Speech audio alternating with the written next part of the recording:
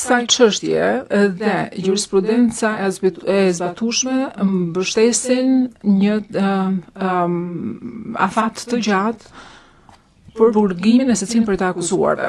Ndërkohë ne kemi dhënë një shpjegim faktual dhe ligjor në dosjen përfundimtare të prokurorisë dhe si rezultat do dua që ti përmend të gjitha këto faktorët këtu.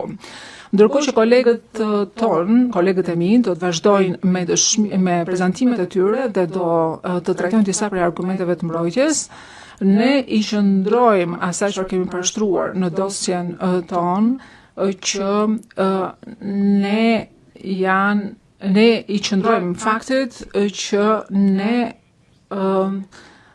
kërkojmë dënimin e personave konkret. Pra ne nuk kërkojmë një dënim për shtapin e përgjithshëm, por për persona konkret.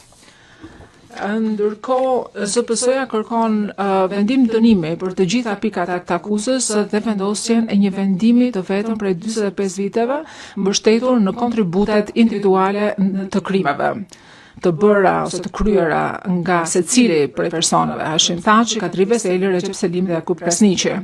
Këto krime janë krime lufte dhe krime kundër njerëzimit dhe janë të rënda në natyrë.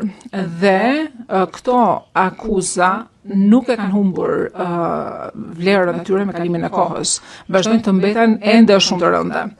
Për pjesën tjetër të kohës që kemi në dispozicione si prokurori, kolegët e mi do të vazhdojnë që të diskutojnë për përgjegjësinë e të akuzuarve për krimet akuzuara në akt akuzë.